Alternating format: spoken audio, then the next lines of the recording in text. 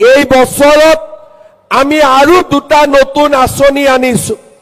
এটা হৈছে মেট্ৰিক পৰীক্ষা, যিসকল ছাত্ৰ ছাত্ৰীয়ে এই বছৰ মেট্ৰিক পৰীক্ষা দিব তেওঁলোকে যাতে কিতাপ পত্ৰ কিনিব পাৰে, পৰীক্ষাৰ বাবে নিজক সাজু কৰিব পাৰে।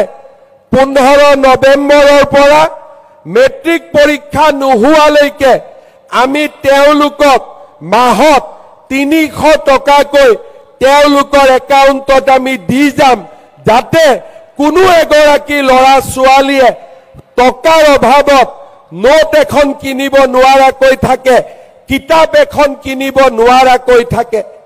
আজি নিযুত মইনা আঁচনি পোৱা ছাত্ৰীসকলক মই কি দিম নকওঁ, ফেব্ৰুৱাৰী মাহত মই আপোনালোকক আৰু এটা উপহাৰ দিম, যিটো উপহাৰে আপোনালোকক পঢ়িবৰ বাবে আৰু বেছি উৎসাহিত কৰিব। আজি মই নকওঁ, সেয়া মই ফেব্ৰুৱাৰী মাহত আপোনালোকক নিজে নিযুত মইনা আঁচনিৰ লগত আৰু এটা ভাল উপহাৰ মই আপোনালোকলৈকে পঠাম, যাতে আমি সকলোৱে নিজৰ পঢ়া শুনাত আমি সকলোৱে ধৈৰ্য আৰু মনোযোগেৰে সৈতে আগবাঢ়ি গৈ থাকিব পাৰিম। আজি আমাৰ সমগ্ৰ অসমতে 3.5 লাখ ছাত্ৰীয়ে আমাৰ এই সভাত উপস্থিত আছে। মই 3টা পৰামৰ্শ দিম।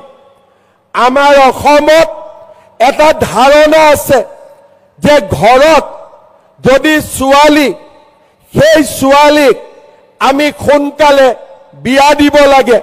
বহুতে ভাবে যে ছোৱালীক বিয়া দিলে আমাৰ দেউতাকসকলৰ এটা ডাঙৰ দায়িত্ব পালন হ'ব।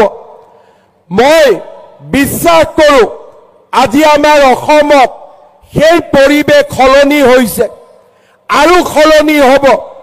মই আমাৰ ছাত্ৰীসকলক অনুৰোধ কৰিম, দেউতাক মাক যেনেকৈ সলনি হ'ব, আমিও দেউতা মাক আমি বিশ্বাস দিব লাগিব যে আমিও আমাৰ ভাইৰ দৰে, আমিও আমাৰ ককাইৰ দৰে, আমিও ঘৰখনৰ শ্ৰীবৃদ্ধিত আমিও একোটা ডাঙৰ ভূমিকা গ্ৰহণ কৰিব পাৰোঁ।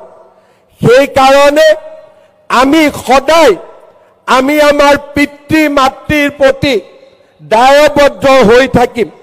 জীৱনৰ সকলো মুহূৰ্ততে আমি মনত ৰাখিম যে মোৰ দেউতা আৰু মাৰ মৰমৰ বাবে, মোৰ দেউতা মাৰ পৰিশ্ৰমৰ বাবে মই আজি কলেজত পঢ়িব সুবিধা পাইছোঁ, আৰু এই সুবিধা গ্ৰহণ কৰি মই নিজক একোটা সুস্থ আৰু নিজৰ ভৰিত থিয় হ'ব পৰা মানৱ সম্পদলৈ সৃষ্টি কৰিম। আৰু মোৰ দেউতা মা, মোৰ পৰিয়াল আৰু মোৰ সমাজখনৰ আগবাঢ়ি যোৱাত, শ্ৰীবৃদ্ধি হোৱাত মই সহায় কৰিম।